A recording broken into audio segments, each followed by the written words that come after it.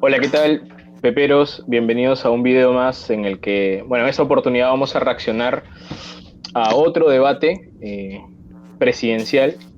Se dieron cita muchos candidatos y el tema principal fue el de la educación, ¿no? ¿Cómo ven la educación a futuro luego de esta pandemia?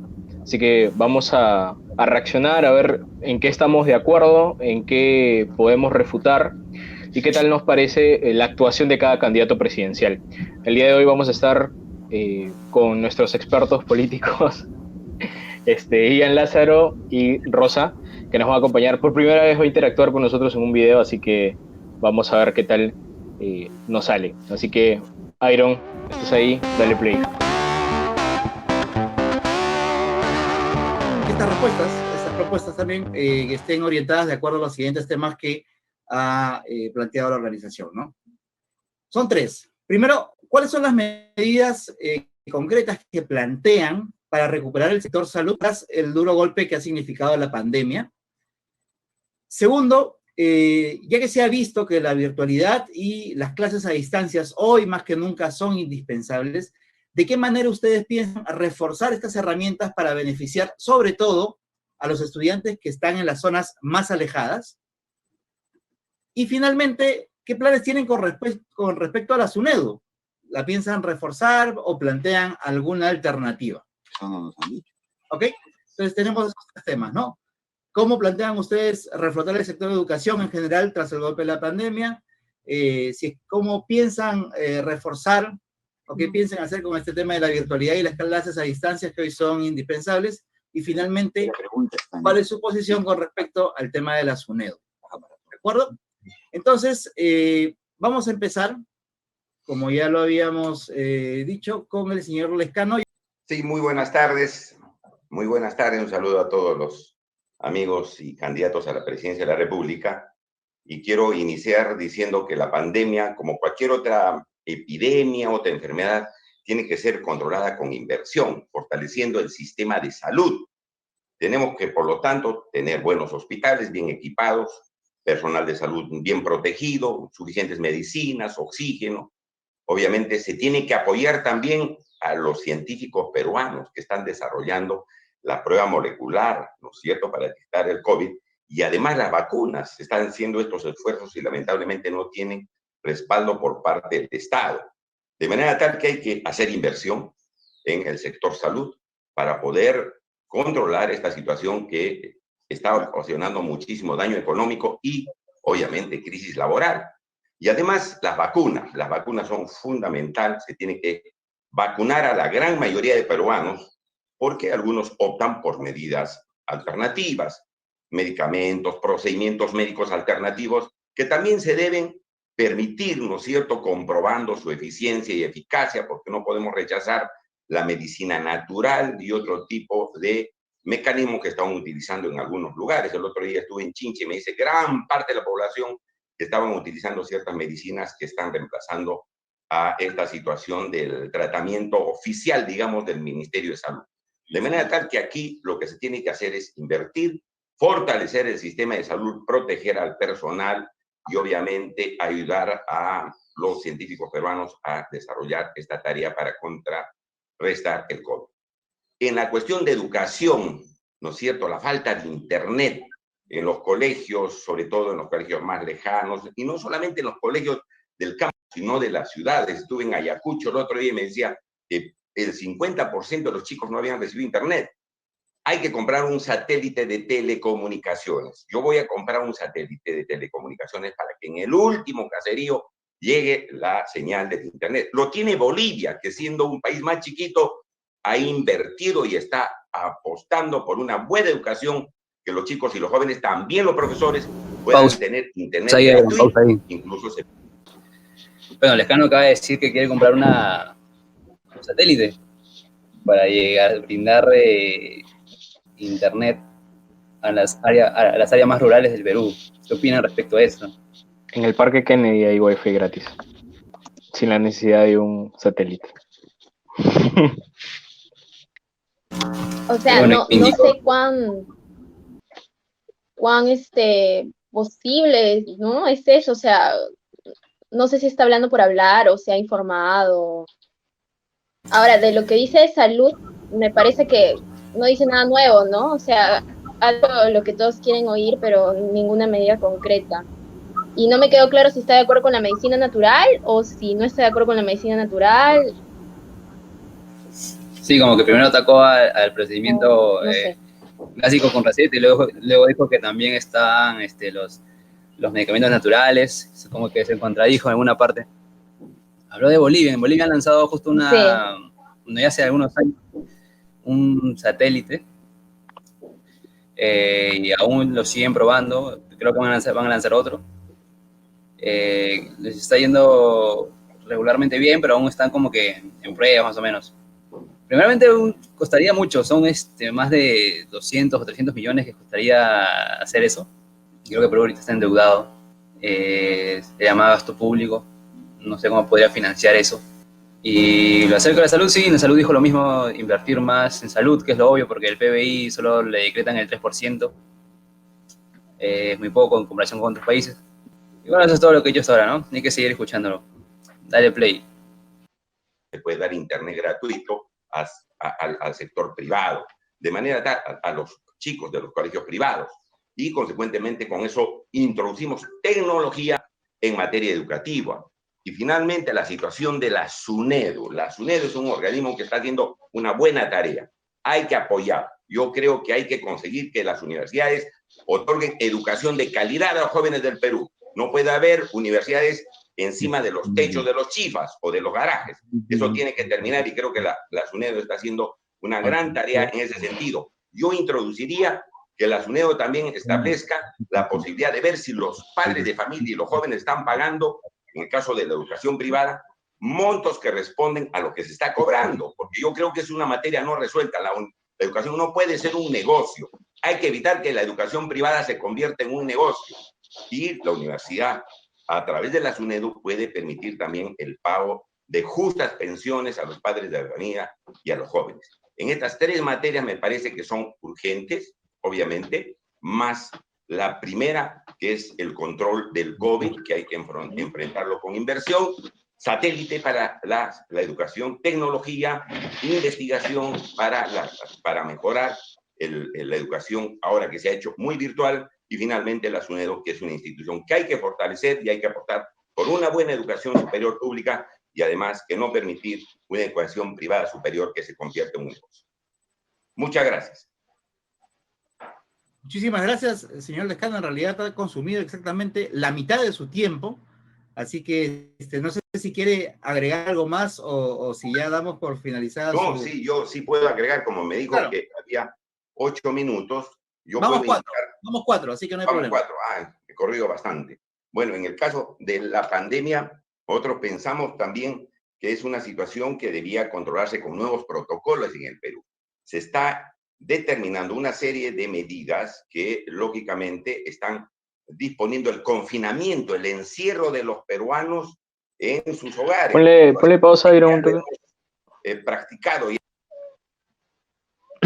A ver, me parece que lo primero que hay que definir en este tipo de circunstancias es, de una vez creo que sería prudente encasillar a este candidato como alguien que no entiende preguntas, creo.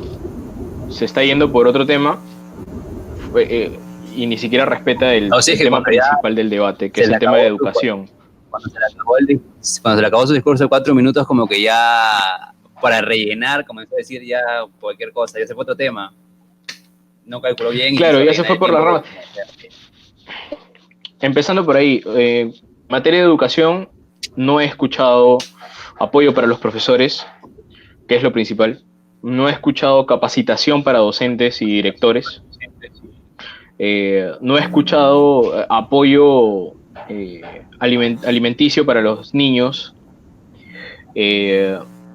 No ha hablado sobre algo que está dentro del ojo de la tormenta, que es un poco la manera en la que se va a educar a los niños con respecto al tema de educación sexual, con respecto al tema de igualdad de género. No ha hablado sobre cómo va a situar su gobierno en caso de que él gane, qué es lo que va a hacer después de la pandemia. O sea, lo único que está diciendo es que va a poner un satélite, lo cual es un sueño bastante lejano para el país.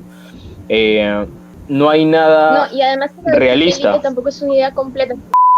Bueno, justo como comentaba Luis, como dice en el tema de educación, hay muchas cosas que ha dejado completamente de lado. O sea, su discurso se ha basado en este tema del satélite, que como decía, no sé si me llegaron a escuchar, es un, me parece algo utópico, ¿no? Algo que definitivamente no ha habido una investigación. Se nota que el candidato no ha investigado absolutamente nada sobre la realidad del Perú, y solamente se ha centrado en eso, como para decir, sí, miren, voy a hacer algo súper magnífico, pero por ejemplo, ¿no? En el Perú, estaba buscando, me quedé con esa duda, el 14% de los peruanos no tiene acceso a electricidad.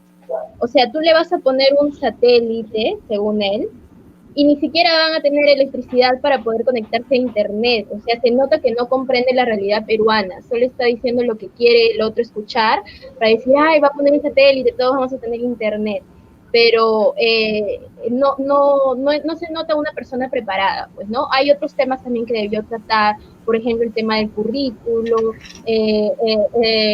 bueno, muchas cosas en el tema de educación, la infraestructura a nivel de educación, que la verdad que es un tema penoso ver los colegios, cómo se caen, cómo muchos niños tienen que estudiar en el patio porque pues sus aulas están demasiado mal, a riesgo de poderse derrumbar. Y hay muchas cosas que ha dejado, me parece, a medias, ¿no? Sí, En la el dejo tema a medias, ¿no? no nada. Justo ese tema que quería tocar también, el hecho de tener un satélite implica pues que la suposición de que todos los peruanos, como dice Rosa, tengan electricidad, y si ya tienen esa electricidad, pues tienen que tener una tablet, una laptop, un celular. Si es que no tienen esos equipos, el satélite estaría de más. Y sabemos que en las partes muy rurales del Perú, a las justas tienen un televisor antiguo, una radio antigua para poder escuchar las clases virtuales en un supuesto que estamos pasando ahora, ¿no? ¿Cuánto nos hemos demorado nosotros en detallar todos los errores del Lescano? ¿5 minutos? Lescano ha tenido 4 para decir cualquier cosa. Entonces, me parece que... ¿No? Cuando le dicen, le quedan 4 minutos, ay, de verdad no me di cuenta, he corrido.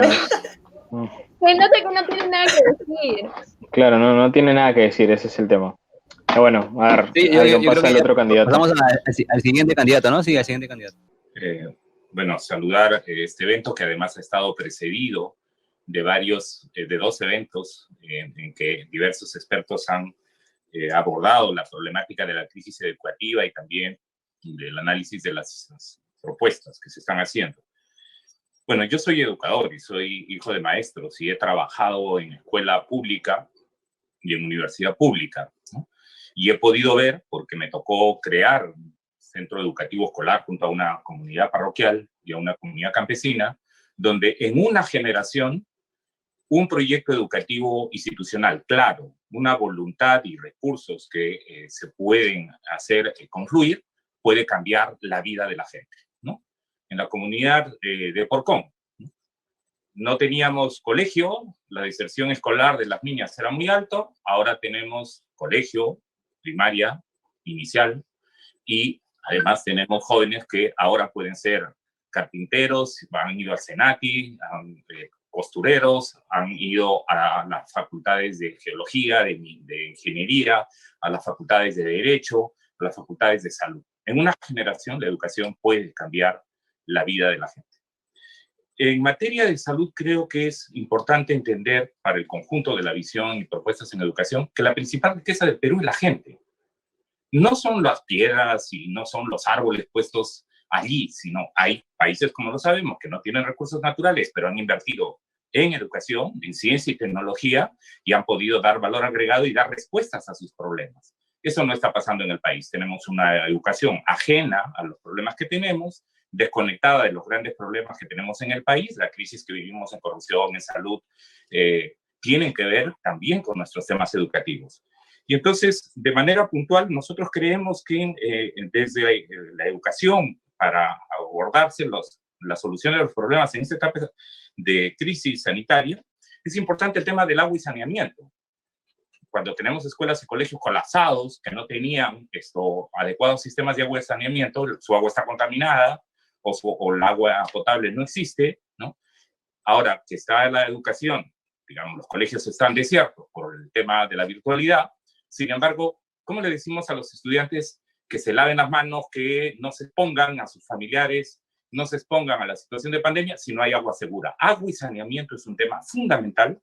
Es también fundamental que desde la escuela vinculemos los temas de la nutrición sana.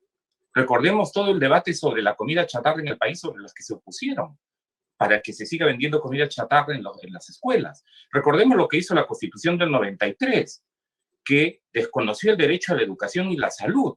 Y educación y salud van juntos. ¿Cómo vamos a combatir el analfabetismo sanitario, el tema de la alimentación chatarra, el tema de, además de la defensa del derecho a la misma educación y a la salud, si no recuperamos el derecho de la salud constitucionalmente? Buenas prácticas agrícolas, educar en una visión, además de una economía ecológicamente sostenible y sana, creo que es importante. En materia de la situación en que nos encontramos sobre virtualidad, educación virtual, diversos expertos a nivel nacional e internacional dicen, oigan, la virtualidad no va a sustituir el carácter presencial de la educación, así que hay que encontrar formas que en todo caso permitan, cuando bajen los picos o haya medidas sanitarias más adaptadas a cada contexto, que efectivamente se puedan reabrir las escuelas. Pero si en esas escuelas no resolvemos el problema de la desnutrición, no resolvemos el tema de la anemia, no resolvemos el tema de maestros mal pagados, no resolvemos el tema de maestros a los que se les debe la deuda, ¿no? Por que han tenido que judicializar incluso, ¿no? Y a los cuales incluso se les amenaza con que si no se capacitan con su propio dinero, ¿no?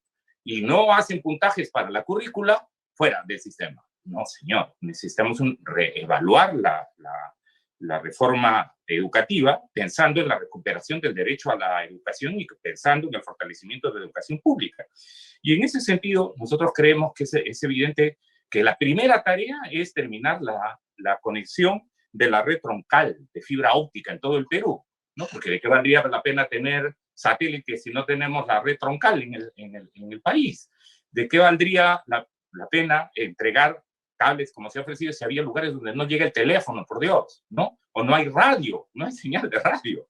Entonces hay que resolver el problema de la interconectividad y eso significa además pensar en las plataformas multimodales, donde no llega la radio, a ver si llega la telefonía celular, donde no llega la telefonía celular, hay posibilidades de acceder a un computador, a una tablet. Y los problemas de energía, porque eso va de la mano del acceso a la energía, ¿verdad? En algunos casos, como lo vemos en la Amazonía, será con energía solar o en zonas andinas. Entonces hay que resolver el tema de la conexión multimodal, el acceso a fibra óptica, además banda ancha, para que la información pueda fluir. Hay que resolver el tema del acceso, ciertamente, a estos instrumentos. Y por otro lado, el tema de la gratuidad de la conexión a Internet en las escuelas y en los espacios públicos, ¿no? Yo creo que ahí hay un tema importante para resolver y tiene que ir de la mano con la capacitación de los maestros, porque recordemos los informes que tenemos, ¿no? No se había capacitado adecuadamente a los maestros en tecnologías de la información y comunicaciones. Lo sabemos de hace varios años. Tenemos un déficit muy grave. Y finalmente creemos que en el tema, por ejemplo... señora. Gracias. En el tema de la SUNEDU, ¿no? Nosotros creemos que la SUNEDU debe ser fortalecida. Y debe ser fortalecida no solamente para los temas de la acreditación, que como hemos visto ha generado el repudio de los negociantes de la educación, sino que además tiene que acompañar los procesos que tienen que ver con las reformas y las adaptaciones curriculares de las universidades a sus entornos. Hay universidades que incluso tienen disponibilidad de recursos del canon minero, ¿no? Y los tienen ahí bien guardados. Y el tema de la gestión de los recursos. Hay universidades que embellecen con construcción de edificios y que, sin embargo, ni siquiera tienen bien equipados sus laboratorios y sus bibliotecas. Y la educación para investigación, tanto investigación pura como investigación aplicada. Hay universidades como la misma San Marcos que no tienen un labo para comprar un microscopio electrónico, ¿no? Y estamos hablando de $1 millón. Entonces, ¿cómo vemos que no solamente se hace una lista de chequeo de si cumplen o no cumplen, sino además cómo se mejora la gestión de las universidades? Y allí la SUNEDU tiene que jugar un rol importante. Y finalmente, en el tema de las estafas que han habido en las universidades. Nosotros lamentamos que la SUNEDU no haya tenido capacidades, por ejemplo, para denunciar a los que han estafado a más de 200.000 estudiantes universitarios y que el Estado no haya tenido más herramientas para incluso confiscar los bienes de aquellos que incluso se han beneficiado de exoneraciones tributarias y lo que han hecho es estafar a más de 200.000 jóvenes. ¿Cómo ampliamos la oferta educativa universitaria? ¿Cómo formamos más científicos y tecnólogos cuando no hay recursos adecuados para ellos? Allí hay temas sobre los que nosotros creemos que hay que crear fondos concursables para ciencia y tecnología que cuenten con mayor participación de las universidades y también de los institutos técnicos. Muchas gracias. Bueno, Arana habló primordialmente de la salud en la educación, que es, pues, si es que los colegios se abrirían, tendría que haber un buen saneamiento, ¿no? Agua potable, para que puedan mantener sus manos limpias, enseñar la educación post pandemia, etcétera. Creo que sería lo correcto, ¿no? En un futuro caso, que todos los colegios puedan tener esa posibilidad. También dijo algo sobre llevar el cableado, ¿no? A todo el Perú antes que el satélite. Que bueno, eso es un poco complicado porque hay zonas donde es casi imposible por la zona hacer esos tipos de cableados. ¿Qué opinan ustedes?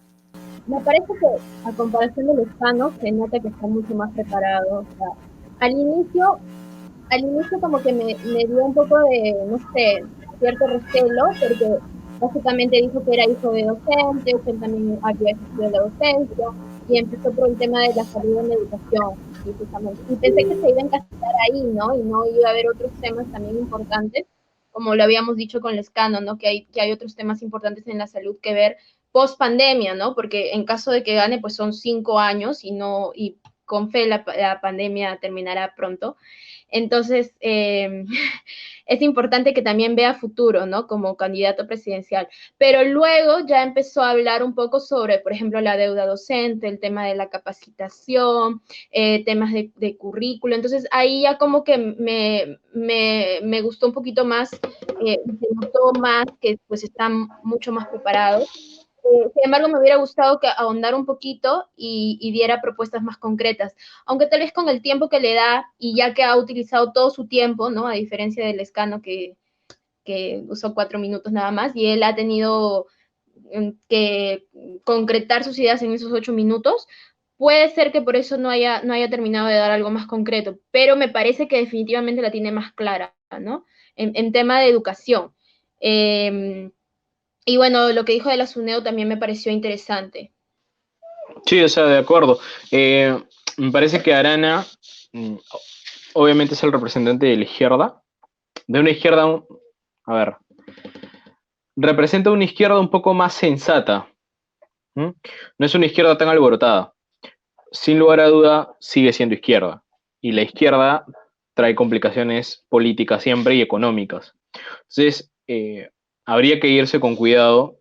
Me parece que sí, fue sensato en lo que habló con respecto a reconocer un poco la deuda que tiene el Estado con los maestros, que creo que eso es fundamental y eso generaría un ámbito menos hostil. Me parece que tal vez una de las cosas que podría haberle dado más énfasis es en la capacitación de docentes para nuevas técnicas. Bueno, estamos en una era totalmente digital, ¿no? Y los docentes que tenemos ahora en la secundaria y en la primaria son más analógicos, ¿no?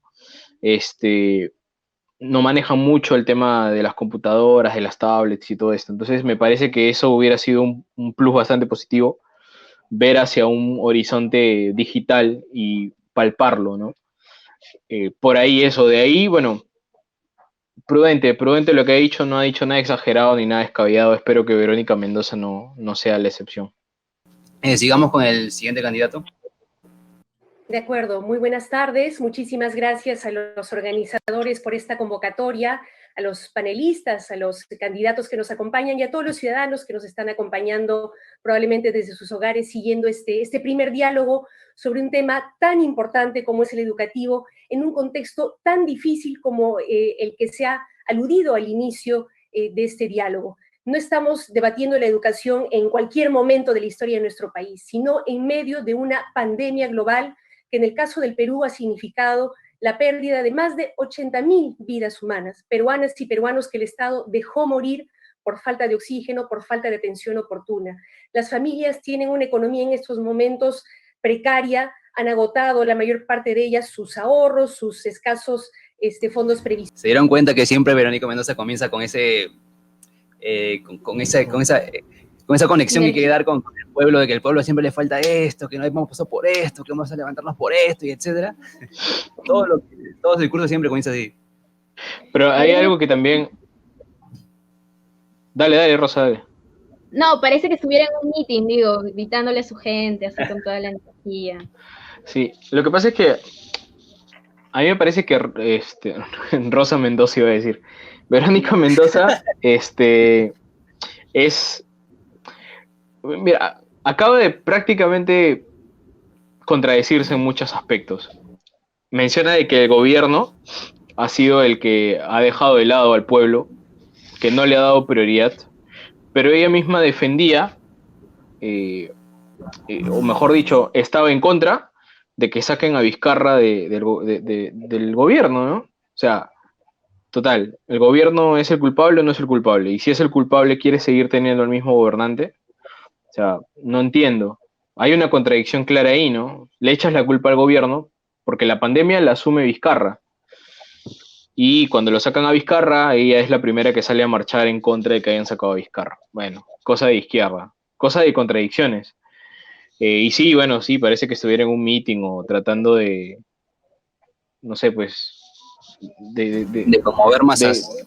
De conmover, ajá, exacto. Bueno, hay que ver qué dice. Hay que seguir viendo, sí.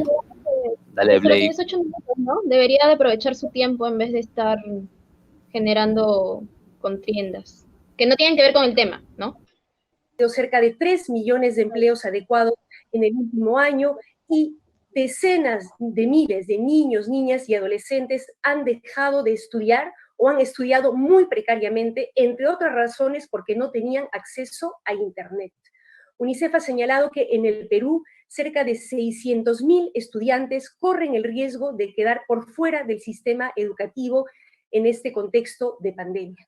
Y lamentablemente hoy estamos enfrentando una segunda ola de contagios con un nuevo pico de muertes y con una campaña de vacunación que me temo va a ser lenta, ¿no? Lo cual significa que vamos a encarar este nuevo año escolar que se avecina en un contexto aún de crisis sanitaria y económica. Por lo tanto, asumir la actual emergencia desde el lado de la educación implica proteger la salud y la vida y garantizar la permanencia de los estudiantes en el sistema educativo. Y eso pasa por garantizar las condiciones básicas para que niños, niñas y adolescentes puedan estudiar y puedan vivir en este contexto de pandemia y desigualdad. Eso significa entonces que se tiene que implementar una estrategia diferenciada por territorios, porque cada región y dentro de cada región, entre las zonas urbanas y rurales, la realidad es distinta y por lo tanto el reinicio del año escolar va a tener que implementarse de manera distinta y se va a requerir de una intervención intersectorial, salud, educación y otros sectores interviniendo directamente en el territorio.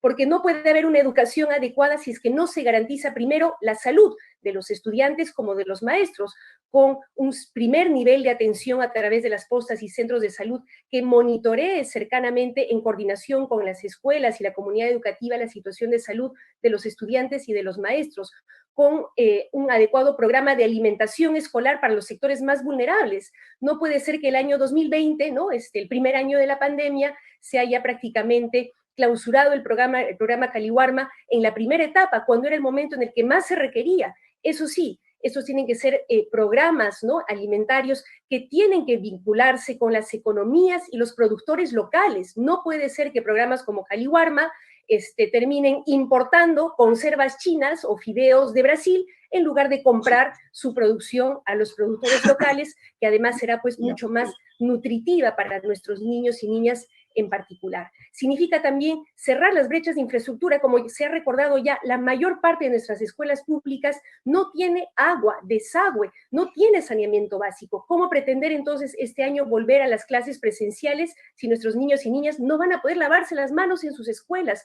Urge entonces invertir en cerrar esas brechas de infraestructura, y por eso, como Juntos por el Perú, hemos planteado que de emergencia se debe invertir hasta 2 puntos del PBI en inversión pública para un programa nacional de infraestructura que permita cerrar estas brechas al mismo tiempo que generar empleos. Y dentro del cierre de brechas de infraestructura está, por supuesto, el tema del Internet.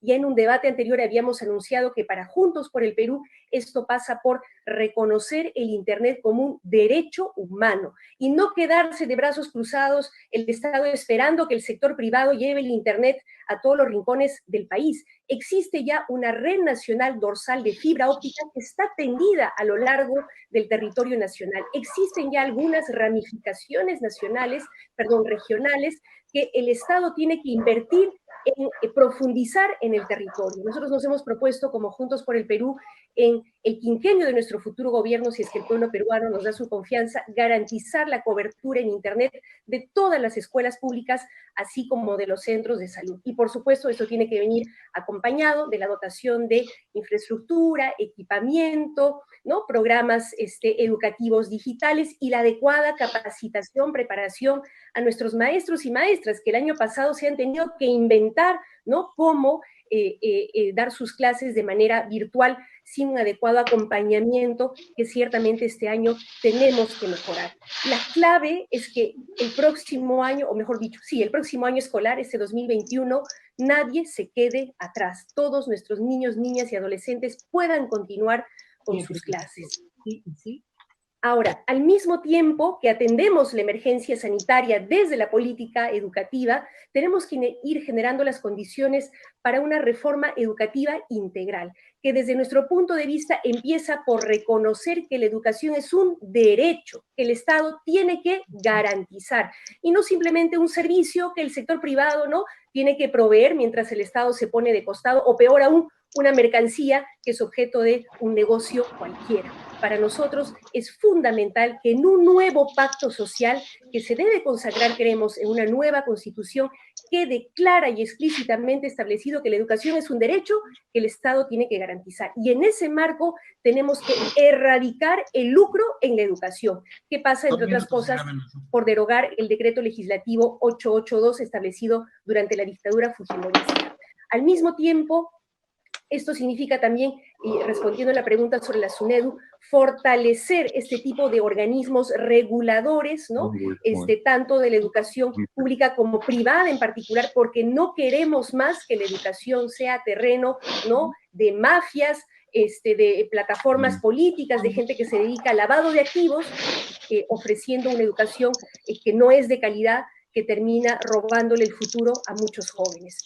En esa perspectiva también queremos reafirmar la educación no como una herramienta para producir mano de obra barata, que es como no lo ha visto nuestra élite en los últimos años, sino como una herramienta para formar ciudadanas y ciudadanos comprometidos con su país y con su sociedad, con valores de igualdad y de solidaridad. Hemos visto que en este contexto de pandemia, mientras algunos nos empujaban a la lógica del sálvese quien pueda, ha sido más bien la organización y la solidaridad la que nos ha permitido resistir y salir adelante. Una educación que se encamine hacia el bien común y hacia el buen vivir, una educación con enfoque crítico y científico, además para contrarrestar estos discursos, ¿no?, anticientíficos, negacionistas, que nos están haciendo daño particularmente en este contexto de pandemia. Desarrollar desde la primera infancia el gusto y el talento para crear, para investigar, ¿no?, orientando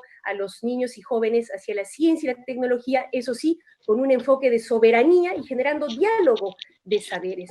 Una educación para la igualdad, que implica una educación laica, intercultural y con enfoque de género, que ningún niño, ninguna niña o adolescente en nuestro país sea víctima de violencia o de burla por el idioma que habla, por cómo se viste, por cómo es o por cómo se siente. necesitamos igualdad plena en nuestro país y eso se tiene que introducir desde la educación, desde los primeros años de nuestra infancia. Y quiero hacer también una mención rápidamente al tema de la educación en salud sexual y reproductiva. 13% de niñas y adolescentes en nuestro país han estado o están embarazadas. Y sabemos que en la Amazonía estas cifras son muchísimo más altas y significan muchas veces para estas niñas y adolescentes truncar su educación, truncar su proyecto de vida. Tiene que haber entonces una educación en salud sexual y reproductiva para evitar esta situación. Y finalmente, una educación con enfoque ambiental y territorial que esté integrada, ¿no?, a la dinámica de nuestras regiones y que incorpore la variable ambiental en un país que es enormemente megadiverso, mega biodiverso y al mismo tiempo sumamente vulnerable al cambio climático. Ahora bien, para implementar esta reforma educativa, y con esta idea termino, necesitamos de la participación de los maestros y maestras de manera protagónica, dignificando a su vez la carrera pública magisterial. Muchísimas gracias. Me quedo con dos cosas que dijo Mendoza al final y las puedo entender como promulgar una ley de aborto y estar en contra de las minas. Eso de mencionar que el 13% de niñas en la Amazonía quedan embarazadas y el mencionar sobre una educación ambiental me huele a hay que enseñarle a los niños de que está mal que exploten la tierra y que pueden abortar. No sé, me quedo con esas dos cosas, ¿no? Que puede, en cierto modo, puede ser su bandera, ¿no? Por ahí mencionó otra cosita que voy a recordar.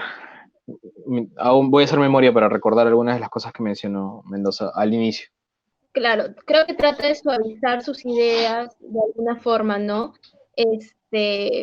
Como ocultándolas en medio de su discurso, porque así a simple vista, pues suena bien lo que dice, ¿no? Pero claro, hay un trasfondo mucho más allá que podría verse más adelante, ¿no? ¿De qué forma lo va a hacer, ¿no? O cómo eso se va a terminar complementando con otro tipo de leyes que puede impulsar. Ahora, lo que a mí sí me parece muy radical, el tema de cuando hizo énfasis en erradicar el lucro de la educación, ¿no? De ahí aún no está hablando de las instituciones, me parece que lo habló más adelante, o sea, pero en este momento estaba hablando ya del tema de los colegios públicos y privados, me parece, y está bien, ¿no? O sea, sí es bueno tener en mente el poder mejorar la educación pública, pero también la privada, porque sabemos que hay muchos colegios privados que no cumplen con los estándares de calidad que deberían existir. Sin embargo, me pareció muy, muy radical, ¿no? La forma en la que se expresó, y ahora no sé, habría que ver cuál sería su estrategia para erradicar el lucro de la educación, así tal cual como ella lo mencionó, ¿no? A mí me preocupa eso un poco porque me gustaría más que hubiera algo como, no sé, un apoyo mutuo entre el Estado y la supervisión de los privados, ¿no? Poder ver que mejoren, porque al final es un abanico de oportunidades para los estudiantes. Hay muchos colegios públicos que ya se sabe que desde noviembre o diciembre ya no tienen matrícula. Entonces, básicamente sí se necesita el apoyo de los colegios privados, pero hay que supervisar que la calidad educativa esté a nivel, ¿no? Porque al final son necesarios. Entonces no hay que verlo como una batalla entre colegio público y colegio privado, sino como un complemento, me parece, no sé. Sí, también habló el del derecho del Internet para todos, que bueno, es un derecho hace 4 años, creo.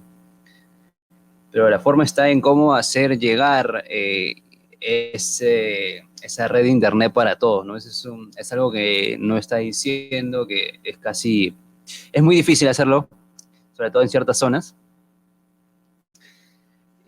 También habló, Verónica siempre ataca al privado, ¿no? De una forma, como dice Rosa, muy radical. no lucrar con la educación, pero viendo la realidad, uno, bueno, el que tiene poder económico puede ponerse, busca la educación privada porque es superior por mucho a la pública, en infraestructura, en laboratorios, en enseñanzas no sabes, porque en los lugares públicos tienes que tener suerte que te toque un buen profesor. Y en los lugares privados, pues, está lleno de profesores buenos. Entonces, el atacar... Claro, tienes la posibilidad de reclamar también, pues, ¿no? O sea, tú estás pagando para que la educación de tu hijo sea de calidad, pues no vas a pagar una educación paupérrima. Y el Estado, en cierto modo, lo que dice Mendoza es, a ver, uno, hasta cierto punto se puede entender que la preocupación es la educación, ¿no? La calidad de la educación que se da, ¿va? Pero hasta qué punto es permisible meterte con el derecho de otra persona de que eduque a su hijo de otra manera, ¿no? O con otra posibilidad. Claro. Me parece que la preocupación debería ir por... O el Estado tiene mejorar el el ámbito derecho público del otro. Uh-huh. Claro, yo Claro. creo que estaría bien que se pueda fiscalizar la educación pública cuando lo están haciendo mal y Es que lo están mejorar haciendo la mal. educación pública. Es que la educación Por eso, pública es mala. No, me refiero a fiscalizar la educación privada de quienes lo hacen mal, porque hay privados que no dan los beneficios correctos según lo que la gente paga, y puede mejorar la educación pública, ¿no? Que obviamente está por los suelos. No, Claro, fiscalizar pero el privado. Un tipo de SUNEDU para colegios, algo así.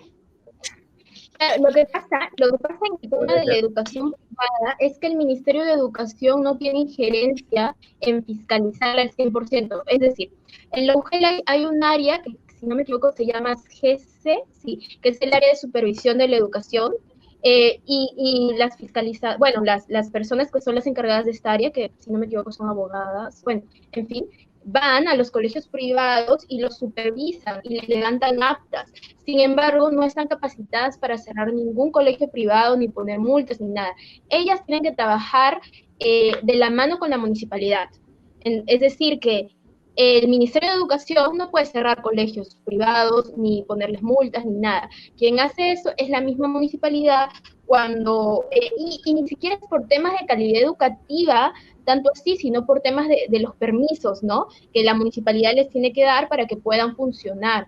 Entonces, claro, habría que mejorar un poco el sistema de fiscalización, tal vez para que el Ministerio de Educación pueda hacer algo cuando nota que la calidad educativa no es la adecuada en el caso de colegios privados, pero eso se tendría que manejar con mucho, mucho cuidado, ¿no? Porque, pues se puede abrir puertas para muchas cosas, ¿no? Corrupción. Claro, lo que pasa es que ella hace referencia al decreto legislativo educativo, ¿no? Que pasó en el gobierno de Fujimori, que es la ley de promoción educativa. Entonces, a ver, lo que se tendría que hacer es eliminar ese decreto legislativo, ¿no? O sea, y cambiarlo por otro, como lo que han hecho con la ley agraria, o por lo menos corregirla en algunos puntos. Pero hay muchos intereses económicos también de por medio, ¿no? Porque hay algunos colegios que, son creación, por así decirlo, de algunas empresas constructoras que por algún convenio con el Estado pusieron un colegio, ¿no? Si le dejaban hacer una pista o si le dejaban hacer, no sé, pues una mina o algo por el estilo. Entonces, hay colegios así, y obviamente, yo creo que la preocupación para todos los candidatos debería ser el sector público, ¿no? O sea, preocuparse netamente por el sector público, que es en lo cual ellos sí pueden fiscalizar y en lo cual ellos sí pueden meter la mano. Y claro, o sea, si tú mejoras un colegio, ¿no? Y le das, pues, infraestructura, le das capacitación a los profesores, permites que los alumnos tengan posibilidades de no sé, pues, una beca extranjera o algo por el estilo, manejar la opción de intercambios estudiantiles por regiones y por países. O sea, si vistes al sistema educativo de una manera ostentosa y llamativa, obviamente la gente va a voltear a ver al sistema público y va a tener más confianza en eso, ¿no? Lo que dices, Obviamente lo que dices es algo y eso importante. también va a generar competencia. Va a generar competencia en el privado porque el privado lo que va a hacer es va a multiplicar esa posibilidad, ¿no? Va a elevar su estándar y va a permitir que al fin y al cabo todos tengan un sistema educativo positivo, ¿no? En vez de estar diciendo, ¿sabes qué? A ti te voy a quitar para nosotros tener más. Eso me parece egoísta en todo sentido posible y traería consecuencias mucho más negativas, ¿no? Claro. Una demanda Claro, le quita la constitucional, competencia, inclusive. Es interesante. le quita la competencia a un mercado, pues, ¿no? El colegio público, el colegio privado también va a obviamente, pero no para toda la clientela, ¿no? Claro, es la libre competencia del mercado, ¿no? Siempre cuando hay competencia, pues uno mejora para la educación para poder ganarle al otro. Verónica habló sobre la red alimenticia. Ya, Caliwarma. A ver, ella estuvo dentro del plan de gobierno de Ollanta-Humala. A ver, empezando por ahí. Ya, ella es conocedora de ese proyecto de Caliwarma. Me parece, no sé, pues raro que diga, ¿sabes qué? No funciona o algo por decirlo. A ver, sí, es obvio que no funciona. Y más ahora por la pandemia, pues obvio, ¿no? El problema de Caliwarma es bueno, que siempre comenzaron a agarrar productos por buscar precios baratos, los más baratos, pero no peruanos, sino comenzaron a agarrar de otros países productos extranjeros, quitándole la prioridad a los agricultores peruanos y teniendo productos de baja calidad y más caros encima. Y ahí es ahí donde la gente se comenzó a quejar de que los productos de Caliwarma pues, no eran buenos. Encima hasta Claro, hace en unos algunos años hubo porque hubo niños que se intoxicaron con caliwarmas, ¿no? Inclusive hubo No sé, 3 muertos, ¿no? años. Niños muertos, pero ¿cuál es la idea ahí en ese caso? Verónica propone que eliminar Caliwarma y poner otro proyecto como ese. ¿Cuál es la opción ahí? O sea, no llegué a entenderle muy bien. ¿Eliminar Caliwarma cree que sería una solución? Lo que yo le entendía era utilizar productos peruanos de las mismas comunidades, o sea, por ejemplo, si el caliwarma se va a dar, no sé, en un pueblito de Ayacucho, utilizar los productos originarios del pueblito, de los mismos campesinos, para darle su alimentación, ¿no? Eso fue lo que le entendí. Eso estaría bien, le daría también oportunidad de vender los productos de los agricultores y ganar, pues, mejorar su economía. Sí, o sea, es una idea interesante, ¿no? Siempre se puede rescatar algo, porque efectivamente sí, o sea, actualmente Caliwarma tiene muchas deficiencias en tema de la calidad de los productos, no solamente eso, sino también la entrega de los productos, ¿no? Al ser ya no algo embolsado, sino que se prepara en el mismo local, justamente en el mismo colegio, es muy complicado pues guardarlo. Los niños lo tienen que comer al inicio de la clase, si no se pierde eso, ¿no? Entonces hay muchas cositas que se pueden mejorar. Ahorita en contexto de pandemia no creo que hubiera sido lo más apropiado, por ejemplo, seguir con Caliwarma, porque ¿cómo haces, no? Esos productos se ¿Cómo malogran. haces? Claro. Claro, ¿cómo No, y haces? aparte si se les hizo difícil entregar un bono, se va a hacer mucho más difícil entregar comida, ¿no? O sea, si hubo problemas con Claro. las canastas, o sea, mucho más difícil va a ser entregar un desayuno para un niño. Sí. Bueno, Pero bueno, seguimos con el hay que otro seguir con los candidato. demás candidatos. Muy buenas noches, muchas gracias. Felicitaciones nuevamente al doctor Modesto Montoya, tan apasionado con el tema de la ciencia, la tecnología y la educación. Un saludo a todos los panelistas y a los candidatos. Efectivamente, todos estamos de acuerdo en la relevancia y la importancia de la función educativa. Eso no hay ninguna duda al respecto. Sin embargo, nosotros pensamos que la educación no solo se da en la escuela, también se da en los hogares, en las familias.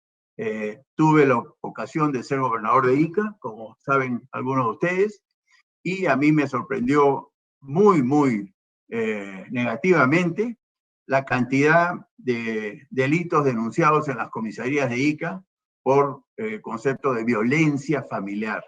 Mi pregunta es, ¿qué educación puede haber en hogares disruptivos, absolutamente disfuncionales, donde el padre le pega a la madre, ¿no? El primo viola a su sobrina, a su prima, y cosas por el estilo. Y para mí la televisión y las redes sociales tienen mucho que ver con este deterioro moral que vemos en los hogares peruanos de manera muy, muy importante en todo el Perú. Después de haber validado eso en Ica, la información que yo tengo es que Ica no es precisamente la región más violenta en el ámbito familiar, de manera que en otras regiones del país la violencia familiar es un problema mucho peor incluso que el de Ica. Así que, primero, educar en los hogares, y ahí sí la televisión y las redes sociales tienen que cumplir un rol educativo, formativo, transmitiendo valores, porque lo que está pasando hoy día en la televisión peruana es todo lo contrario. Por supuesto, la esencia... Pausa ahí. Bueno, lo que ha hecho Sillonis es prácticamente una reforma televisiva, lo que tal vez muchas personas quisieran, que es quitar programas pues, que propagan la incultura, ¿no? En el país, como, no quiero nombrarlos, pero ya saben a qué me refiero. Hay varios programas que tal vez bajan ese nivel de cultura en los niños, y quiere poner programas que tapen eso, que sean educativos, pero para hacer eso pues tienen que ser programas también divertidos, ¿no? Porque si no es divertido no van a pegar. Creo que es algo que se está buscando hace ya algún tiempo. No, pero eso es imposible, wea.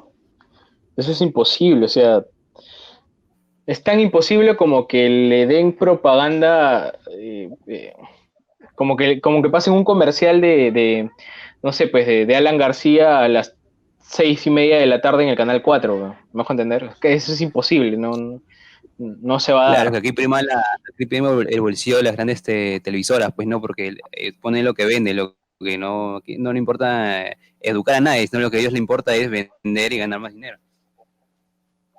Lógico, en la televisión es así. Bueno, la realidad que cuenta Sillonis tiene sentido, pero a ver, seamos sinceros, o sea, el niño no solo se educa con la televisión ahora, sino también se educa con el internet, ¿no? Con el Facebook, con el WhatsApp. Se educa de miles de maneras. O sea, si antes fue difícil enfrentar la educación errónea que daba la televisión, ahora imagínate la complicación que va a tener el Estado para enfrentarse no solamente a la tele, sino también a la radio misma, ¿no? A la tele y a la radio, y ahora también pues a las redes sociales, que es, o sea, no te cuesta nada entrar a Facebook y que te salga pues un montón de cosas de distinta índole, ¿no? O sea, desde política hasta casi pornográfica. Entonces, va a ser mucho más difícil enfrentarse a todo eso. En otras palabras, es infiscalizable, ¿no? Es casi imposible. Obvio, no, es casi imposible. Tiene sentido, pero moralmente, tiene sentido moralmente para ejecutarlo. Es de palabra con hijo y padre, pasión, etcétera, pero de que se pueda eliminar, claro, es como lo que dice el Escano, pues, o sea, quiere poner un satélite, no, pues no te pases, o sea, tenemos una crisis sanitaria y una crisis económica y política, y tú estás pensando en poner un satélite de acá a 5 años. No, pues, o sea, sé más realista, ¿no? O sea, igual manera con Sillonis, creo que sería prudente ser más realista. Es científicamente comprobado que intentar convertir a la población moralmente positiva es difícil. No puedes decirle a alguien cómo actuar cuando ya tiene una estructura emocional ya definida. O sea, no, va a ser muy complejo. Entonces creo que, a ver, por eso te digo, moralmente suena bien, ¿no? O sea, qué bueno, educar de mejor manera, meterse en la televisión y hacer cambios positivos, y suena bonito, pero tienes que mecharte con un monstruo gigantesco que es el tema digital, ¿no? Entonces no me parece prudente, inclusive proponer algo así es muy difícil. Creo que debería arraigarse a lo más palpable, ¿no? O sea, a ver, ¿de qué van a tratar los libros ahora de ciencia y ambiente? ¿De qué a ver, ¿de qué cosa van a hablarte los libros de matemática, ¿no? ¿Vas a empezar con qué? ¿Vas a incluir a Baldor en los libros de matemática ahora o no vas a hacerlo? O sea, eso es más palpable, es más creíble que decir que te vas a enfrentar a la televisión y quieres poner pues una programación educativa a las 6 de la tarde, en una hora pico televisiva, ¿no? O sea, no creo que sea prudente. Bueno, hay que seguir escuchando a Sillonis. Apostar por la capacitación de los maestros, muy poco se hace al respecto. Todos hemos sido estudiantes y sabemos lo que es un buen maestro y lo diferenciamos de lo que es un mal maestro. Hay maestros malos también. Entonces, la capacitación de los maestros y el reconocimiento de los buenos maestros es fundamental. Y, por supuesto, todo el tema de los escolares, la alimentación escolar y la infraestructura escolar tiene que estar en primera línea de toda política educativa. Pero también las empresas y las instituciones son centros de formación, de educación. Cada vez más se ve en empresas modernas e instituciones modernas, no necesariamente empresariales, incluso ministeriales y públicas, donde la institución capacita a sus trabajadores en diversos ámbitos de la tecnología, de las funciones que ellos realizan, e incluso educación complementaria como puede ser idiomas, computación, cultura, etcétera. Entonces, aprovechar la fuerza que tienen las empresas y las instituciones para también educar a los peruanos desde las empresas y desde las instituciones. Y, por supuesto, en la comunidad. La comunidad tiene que ser un espacio educativo también. La policía tiene que educarnos. Por supuesto, el Poder Judicial tiene que reformar a los delincuentes y eso también son labores educativas. Pero desde la ciudadanía también se puede educar a los peruanos. Ahora, reconociendo que es tan importante la educación, como todos aquí coincidimos, ¿cómo puede ser posible que en este gobierno, el gobierno 2016-2021, porque ya no podemos hablar de gobierno de PPK, porque ha pasado el presidente Vizcarra, el presidente Merino y ahora estamos con el presidente Sagasti.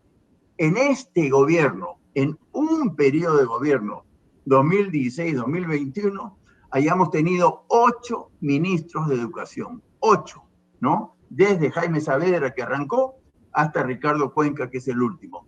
8 ministros de educación. Eso a las claras denota que para el gobierno, para el Estado peruano, la educación no es prioritaria, porque es imposible haber tenido a 8 ministros de educación para manejar una función tan vital como es la educación, como todos aquí coincidimos.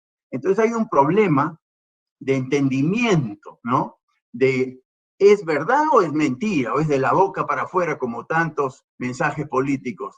¿Es la educación tan importante como se reconoce o no? Para mí, este reconocimiento es de la boca para afuera, porque en los hechos ocurre todo lo contrario.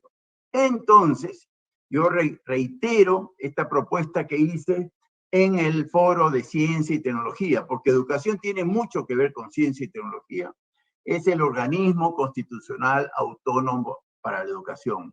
La educación no puede depender de los políticos que entran y salen como Pedro en su casa al Ministerio de Educación, y peor aún, no puede depender de los gobiernos regionales, que en el mejor de los casos, cada 4 años, cambian de autoridades, pero ya hemos visto en las regiones, cada gobernador, que dicho sea de paso no pueden reelegirse, ponen y sacan a su antojo a todos sus militantes, a todos sus amigos, a todos sus ahijados, etcétera, etcétera.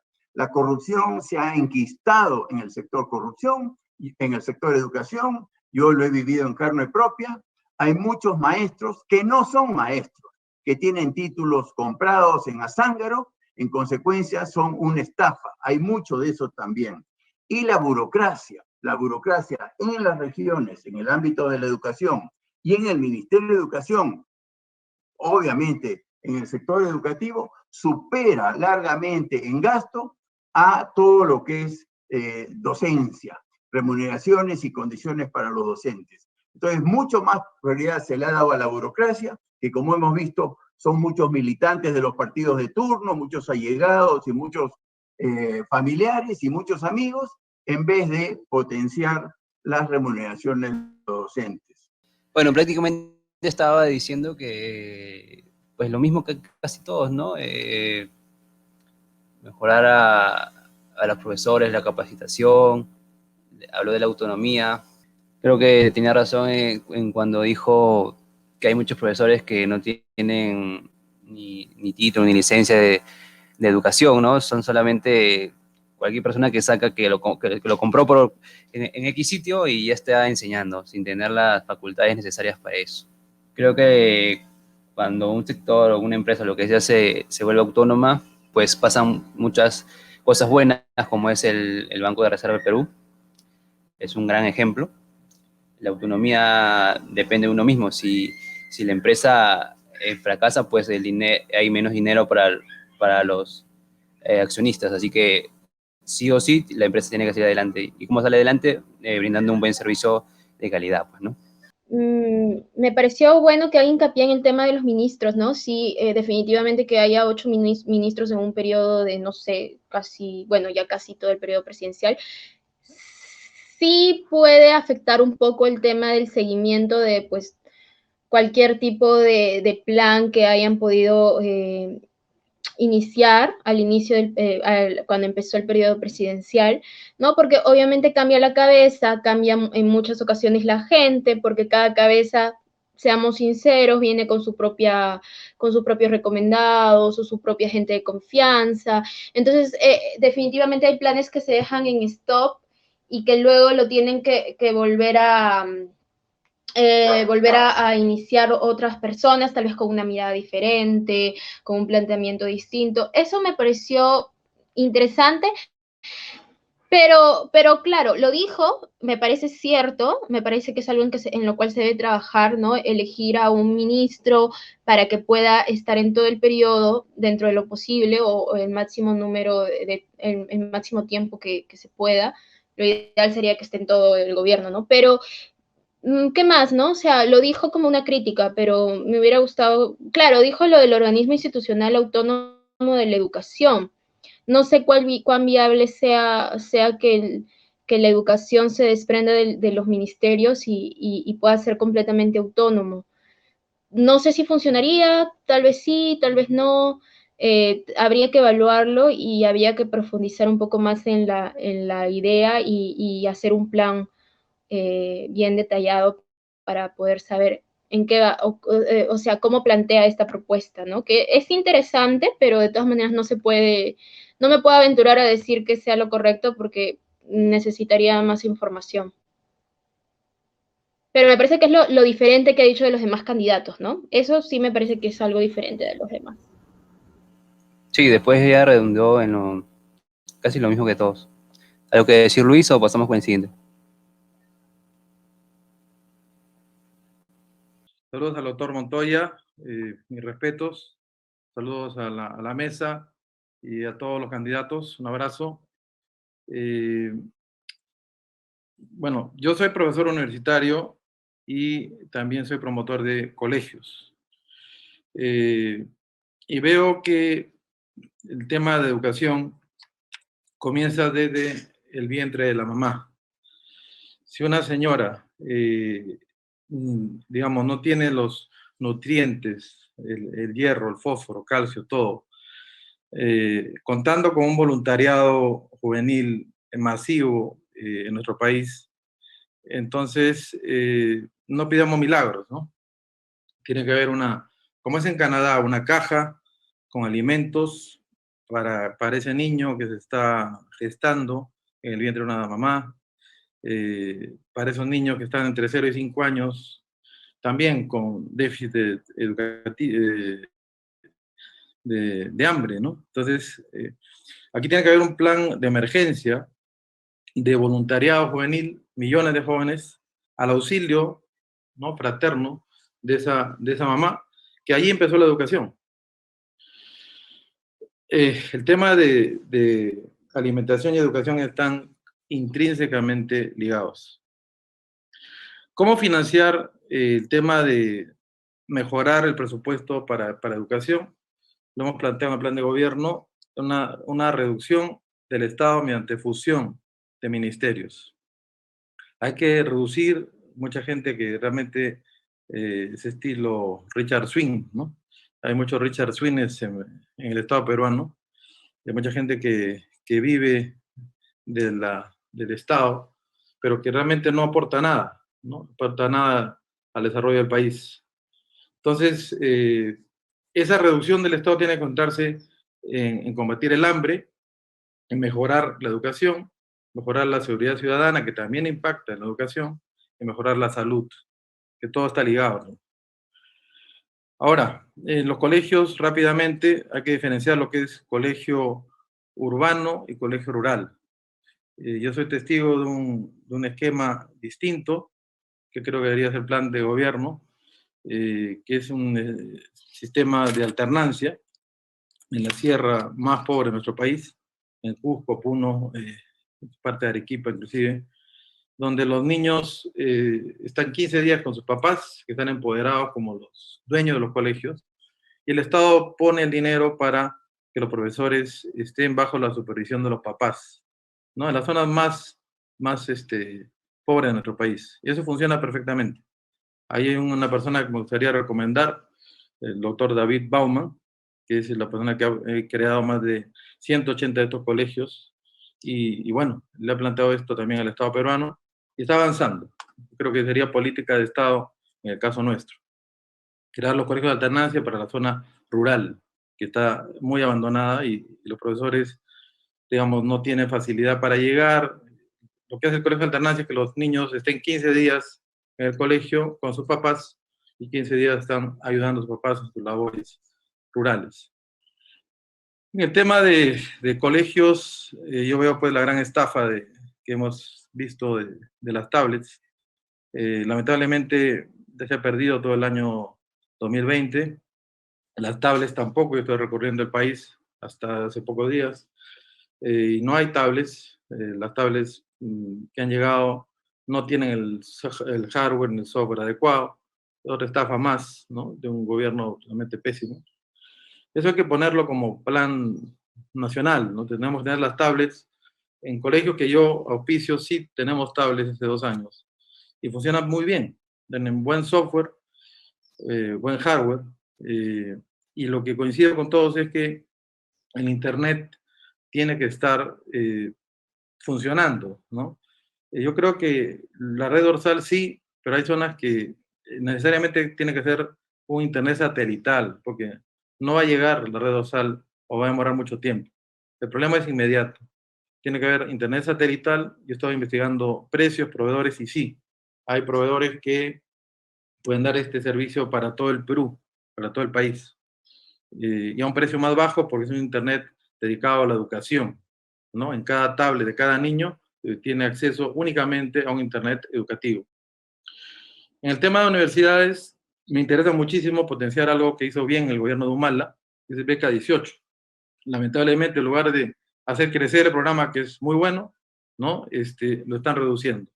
Hay que multiplicar por 10, en lugar de reducir, multiplicar por 10 el Beca 18. Tengo muy buenos alumnos de Beca 18. Y un clamor de los muchachos de universidades nacionales es la Beca 21, o sea, más que beca, crédito 21. O sea, que con el 10% de su sueldo, una vez que trabajen, pueda pagar una maestría o un doctorado con un concurso público nacional.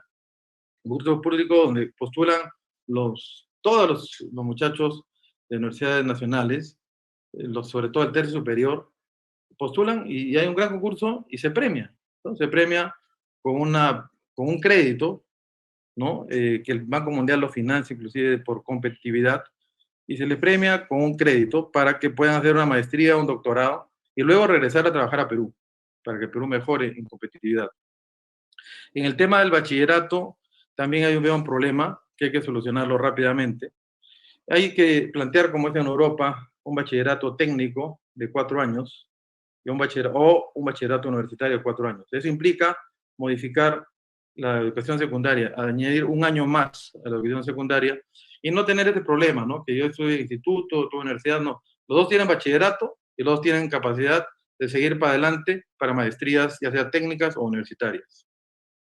Un tema que también me reclaman mis alumnos es las prácticas preprofesionales. Es un gran tema, ¿no? El tema de que haya un concurso, ¿no? Tanto de empresas privadas como el sector estatal, para que los chicos tengan acceso a las prácticas preprofesionales, ¿no? Desde, no sé, el 8º ciclo, 9º ciclo de carrera, o instituto igual, que tengan acceso, pero digamos de una manera coordinada, con una ley que establezca el sistema de prácticas preprofesionales, que es vital para un muchacho. Restan 2 minutos, señor López Aliaga. Muchas gracias, sí me da el tiempo.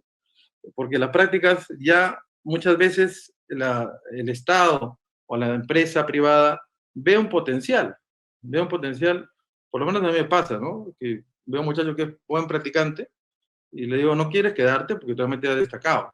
Entonces es como un semillero, ¿no? Semillero para que se pueda nutrir tanto el Estado como la empresa privada de muy buenos cuadros. Entonces, tener un plan armado para que no sea pues todo un drama el tema de las prácticas profesionales.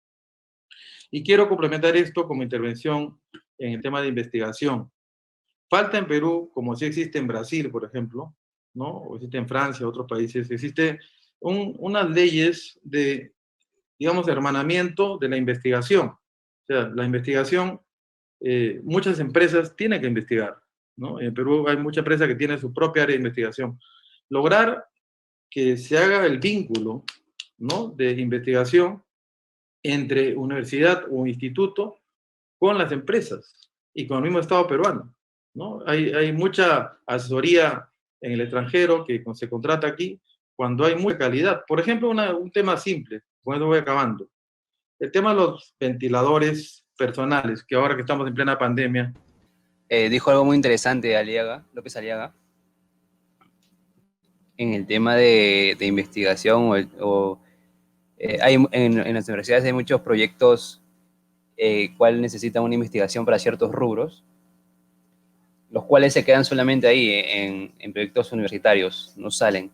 Sería muy bueno que eso se pueda conectar con proyectos reales de empresas, porque las empresas necesitan justamente este tipo de investigaciones. Y he leído varios artículos en diferentes países donde estudiantes universitarios de hacerle estos proyectos a las empresas gratis, pero con el hecho de que ese proyecto sale al nombre del estudiante y sale en su currículum, en su trayecto y en su experiencia laboral. Y no son proyectos chicos, ya que van a empresas grandes. Es una buena idea la que ha dicho López Aliaga, de conectar estas universidades e institutos con empresas, con las empresas, ¿no? Las empresas peruanas. También habló de darle tablets a los estudiantes, a los escolares. Bueno, no sé qué tan viable puede hacer eso porque hay un montón de escolares que no tienen o que necesitan este tipo de tecnología. Son muchos. Hablo también del satélite. Bueno, tablets y satélites sería un gasto bastante amplio. No sé qué tan viable puede hacer. ¿Qué opinan ustedes? Ya no recuerdo qué otro punto tocó. Bueno, con lo que yo me he quedado es el tema de la educación de alternancia, que entendí que le quería dar más énfasis. Eso me parece una muy buena idea porque pues estaba leyendo un poco sobre qué trata, ¿no? Y es en estas áreas rurales donde es muy difícil que los educadores no sé si acepten, porque es un tema ya de cuando hacen no me acuerdo cómo se llama esto, pero es como que les vas dando de acuerdo a su puntaje en el examen, ¿no? Que dan de contratación docente, a qué colegio se les estaría entregando, ¿no? Pero claro, o sea, hay muchos docentes que finalmente no aceptan ir a estos colegios rurales porque es demasiado lejos, son zonas muy alejadas, y pues estarían demasiado tiempo alejados de su familia. Lo mismo para los niños, se les hace muy complicado poder ir a los centros educativos desde sus casas que están lejísimos. Y esto de la educación de alternancia da la oportunidad de que los niños vayan por 2 semanas, se internen en estos colegios donde se les va a dar todo el aprendizaje y luego las otras 2 semanas regresen a sus hogares para poner en práctica todo lo que han aprendido en los colegios, que más o menos se orienta a la comunidad, a lo que se dedica ese lugar, ¿no? A lo que se dedican, ¿no? Al tema económico de su comunidad, para que puedan apoyar y ayudarlos a desarrollar. Esa me parece una idea muy, muy interesante, que sí me parece que estaría bien a que le dieran prioridad, porque pues a veces se tienen muy abandonadas esas zonas rurales. Actualmente ya se está haciendo, pero creo que no se le está dando prioridad. Entonces sí estaría bueno que se enfoque un poco más en eso. También el tema de becas, las becas 18, todo esto, actualmente existen, funcionan bien, hay muchos estudiantes muy agradecidos por el tema de las becas, pero no se le da mucha difusión. E incluso hace poco hubo, bueno, no exactamente por el tema de la beca 18, pero sí había reclamos por el COAR, ¿no? El Colegio de Alto Rendimiento, el cual se había decidido que ya no iba a haber nuevos ingresantes este año. Los padres tuvieron que ir a hacer reclamos, porque es una gran oportunidad para los estudiantes, ¿no? Estos colegios les aumentan demasiado las oportunidades de vida. Entonces sí creo que se tiene que dar más énfasis a esos tipos de programas educativos, aumentar plazas, aumentar presupuestos, y justamente es lo que decíamos hace un rato, ¿no? El tema de poder mejorar la educación pública para que pues se genere también más competencia en educativa. Esos dos puntos me parecieron muy interesantes. Lo demás sí, como dice Ian, pues ya habría que evaluarlo, ¿no? El tema de las tablets, el tema del satélite y todo eso. Pero estos dos puntos me parecieron interesantes. Sí, de acuerdo. Creo que es el más sensato, ¿no? O sea, el que se ubica como que en el centro, ¿no? Ni es muy soñador, ni es tampoco muy alarmista, como lo han sido los otros. Está dentro de lo lógico, del rol lógico, ¿no? No hay nada como que, Bueno, eso me deja López Aliaga. Veamos al último, creo que es, ¿no? Forsyth, creo. Tiene bien malos comentarios, ¿ah? Estaba leyendo los comentarios antes de ver y todo el mundo lo ataca. Vamos a ver qué dice. Aún falta Forsyth y De Soto todavía. Muchas gracias. Bueno, saludo por supuesto a todos los candidatos, a los panelistas. Un abrazo a Modesto Montoya, a quien acompaño en uno que otro directorio. Felicitaciones a todos. Ha sido muy ilustrativo escucharlos. Evidentemente comparto con todo el mundo la lamentable situación en la cual está actualmente el país y todos esos estudiantes que hoy día no pueden estudiar, todos aquellos que no tienen computadoras, están en zonas alejadas. No voy a repetir las cifras porque ya las han dado ustedes. Lo interesante frente a un reto es qué se puede hacer al respecto. Entonces nosotros hemos comenzado a investigar en la medida de nuestras posibilidades y nos hemos dado cuenta que, ya que la primera pregunta se relacionaba muy estrechamente con la salud, de que los países que han tenido mayor éxito, o las zonas geográficas, en países estoy refiriéndome a Israel, con la cual hemos tenido ya una serie de interlocuciones con expertos de allá, Guayaquil, la ciudad de Guayaquil, Taiwán, Finlandia, es que los que han tenido más éxito son aquellos que se han dado efectivamente cuenta de que la gran parte de la solución a los problemas de la pandemia vienen localmente, es decir, son cosas que ocurren en la familia, son cosas que se pueden dar en hogares, en lugares bastante alejados también. Lo que hemos visto en el caso de Israel es que solamente el 1% es aquel que termina yendo a hospitales. Entonces la idea es cómo localmente se puede lograr evitar que la gente se contagie. Y eso significa protocolos que son compartidos por todas partes. No mucha gente ha tenido los mismos éxitos que Israel, pero andan por ahí entre 99 y 95% que han logrado verdaderamente resolver los problemas en casa. El problema es cómo llega uno, y esa es su segunda pregunta, a las zonas alejadas, que es otra cosa en la cual nosotros estamos también metidos investigando. Lo que hemos visto, pues, es que en el Perú las condiciones son completamente distintas si uno está en una pequeña mina de socavón, que si uno está trabajando en una mina de tajo abierto, es muy distante si uno está en una empresa comercial, si uno está en el centro de la ciudad. Las respuestas son en gran parte locales, que es la razón por la cual es importante saber qué pasa localmente. Y obviamente uno de los problemas que ha tenido nuestro Estado, por eso lo hemos llamado el Estado fallido, es poder llegar a informarse o poder delegar la solución. Y la razón de ello es esa cosa que todo el mundo llama la informalidad y que nosotros preferimos ser claros, a pesar de que creo que algo tenemos que ver con la idea de que existe un sector informal, es los sectores C, D y E. Y el lugar donde está la información de los sectores C, D y E son los registros. Los registros son mecanismos de memoria, son los lugares donde la gente, al comenzar a hacer una cultura, recoge conocimientos de qué es lo que tienen en común, cómo enfrentan los problemas que tienen en común. Y cuando son exitosos, se forman civilizaciones, que es una manera de compartir conocimientos a gran escala. Bueno, lo que nosotros hemos estado trabajando ahora con, dicho de paso, fondos de la empresa privada, no nacional, extranjera, que en nuestro caso es continuo, es que hay 6.000 registros en el Perú, hay miles de registros en el Perú, donde esa información ya está.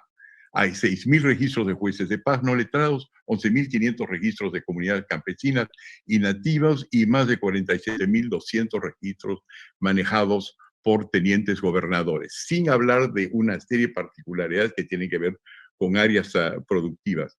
Y lo que hemos visto en que todos los registros está toda la información que se necesita para compartir. Yo espero que se vea esto solamente en una hojita, porque no he tenido la oportunidad, recién le he rescatado, de ver cómo agarran nuestros registros.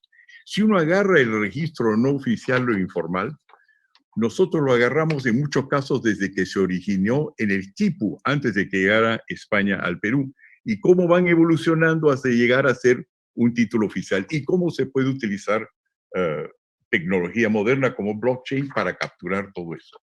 En otras palabras, una de las cosas interesantes que puede hacer la educación es, en lugar de buscar los problemas comunes que enfrentan otras universidades y otros países, aprovechar de que en nuestro país la información local es muy rica y nosotros la tenemos categorizada en formas que no son necesariamente occidentales, pero que permiten llegar al Perú profundo. Dicho paso, en todos los países donde nosotros trabajamos, Marruecos, Argelia, donde sea, se habla Marruecos profundo, Argel profundo. Entonces, esto sencillamente para decir que creemos que hay un espacio enorme para la educación en el Perú, haciendo cosas endógenas, haciendo cosas que tienen que ver con nuestros conocimientos locales. En el fondo, lo que hay en el Perú es una crisis de conocimiento, un Estado que no sabe, porque hay un Perú profundo que vive completamente al margen del otro profundo. Y lo que siempre queremos es cómo es que Lima los ayuda, cuando lo que tenemos que darnos cuenta es que ese sector que la gente llama muchas veces primitiva, ya está perfectamente empadronado en base a una serie de convenios que vienen desde hace centenares de años y que lo que hay que saber es cómo corregirlos, y eso va a ser nuestro aporte en el plan de gobierno. Y para eso estoy totalmente de acuerdo cuando le escuché al señor Lescano decir se necesita inversión. Es la razón por la cual la primera cosa que nosotros queremos hacer es desbloquear una enorme parte de la economía peruana que está deliberadamente bloqueada por una serie de normas claramente identificables, y que si somos gobierno va a ser la primera cosa que vamos a romper, y lo vamos a hacer con el agrado de todo el mundo, porque vamos a hacerlo con los formales que bloquean a los informales y con los informales que hoy día están bloqueando a los formales, y quizás de esa manera comenzar a acabar con la lucha de clases. Segundo lugar, es absolutamente cierto, como también creo que lo dijo al principio, estaba tomando notas, ha habido tantas cosas importantes que se han dicho el señor Lescano, se necesitan vacunas, pero el problema no está en las vacunas. Casi habría ganas de crear un ministerio de la enfermedad para poder distinguir que la salud es otra cosa. El problema no está en que nos faltan médicos, hay excelentes médicos en el Perú y enfermeras. Lo que nos faltan es gente que sepa cómo un médico puede firmar un cheque. El problema son una serie de estorbos y trabas burocráticas que hacen que nunca llegamos al punto en la cual alguien se atreve a firmar algo porque va a terminar en prisión preventiva, o porque el equilibrio entre filtros que son absolutamente necesarios y recompensaciones, una carrera estable, no están dadas. Entonces, muchos de los problemas de salud no responden a la salud, sino a una pobre administración pública que no ha sabido simplificarlo. Nosotros sí sabemos cómo se hace eso. 2 minutos, señor de Soto. Muchas gracias. 2 minutos son los que faltan. Excelente. Entonces, en lo que se refiere a telecomunicaciones, a satélites, estamos totalmente de acuerdo. Lo importante ahí, igual que las vacunas, es cómo saber comprar. Ya no venir con excusas de que aquí necesitamos créditos de gobierno a gobierno, y porque parece una palabra mágica, gobierno a gobierno, eso no pueden ser transparentes. Claro que pueden ser transparentes. Los gobiernos de todos los países del mundo son parte de una cosa que se llama la Unión de Berna, que es una medida, es una organización que norma la competencia enorme que existe en los distintos bancos de desarrollo, que los tenga Brasil o que los tenga Europa, que básicamente subvencionan exportaciones y prácticamente nos regalan los términos de licitación para así poder ganarlos ellos. Entonces, compremos satélites, pero reformemos antes ese Estado que no sabe ni firmar y que no sabe comprar sin estar sometido a una presión de corrupción, tremenda. Y repito de nuevo, para resumir todo, si es que me faltan, no sé, algunos segundos, es un problema de conocimiento. Hay un Perú profundo, documentado, pero en distintas formas que son fáciles de categorizar, donde ellos saben qué es lo que tienen que hacer, dónde están los distanciamientos liberales, tienen sus propios protocolos y no estamos enchufados a ellos. Por un lado, y en lo que se refiere al exterior, evidentemente no tenemos la inteligencia, entendido como la información, con lo cual poder absorber la tecnología del exterior y poder negociar con ventaja, y por eso nos encontramos hoy día a la costa de casi todos los países. Agradezco mucho el tiempo, los 8 minutos dados. Gracias. Muchas gracias. Y vamos a cerrar. Bueno, lo que yo pude resaltar fue únicamente, bueno, es el gurú de la informalidad, así que era algo... No hablo de educación tampoco. Eso te iba a decir, no respondió a las preguntas. se fue otro tema, mi causa. Se quedó en su zona de confort. Se quedó en su zona de confort, que era la informalidad y todo eso. Como el gurú de la informalidad, habló de la informalidad, que no, que toda bueno, según él, la educación depende de que la informalidad se vuelva formal, algo así dijo. Lo que sí rescato fue que dijo que no fue de educación, ¿no? Pero fue algo interesante. El tema de que la gestión en la salud, la gestión la debe hacer pues los mismos médicos, que se le enseñe, ¿no? A cómo gestionar las compras, realizar las firmas, leer los documentos, etcétera, para que no lo haga un tercero, ya que ese tercero no tiene el conocimiento de la medicina que tienen los médicos. Entonces, enseñarles a que gestionen sus propias compras y ventas, ¿no? Para que no pasen problemas después. Bueno, fue lo único que dijo, que para mí fue resaltante. Después ya no dijo nada más. ¿Ustedes qué opinan? Es que, a ver, ahí entraría en un mundo un poco nubloso de qué es lo que va a hacer De Soto con el país. A ver, está bien, no queremos seguir siendo informales, pero no es lo único que necesitamos. O sea, hay muchas otras cosas más que refieren de un trabajo arduo y que no solamente se basa en la informalidad, o sea, en que por ahí que puede ser su punto más bajo, ¿no? El tema de solo hablar de la informalidad, que si bien es cierto es algo preocupante y es algo que necesitaríamos organizar, pero no es lo único, no es lo único. Y creo que se está centrando solamente en eso. Claro, me preocupa un poco, ¿no? Que no pueda hablar de temas tan importantes como la educación. O sea, en verdad para mí no respondió ninguna de las 3 preguntas que se dio al inicio. Ha hablado, pero es como el típico florero, ¿no? Que no dice nada y dice bastante. En verdad no puedo dar una opinión porque siento que no ha dicho nada sobre el tema. Sí, sobre el tema, ¿no?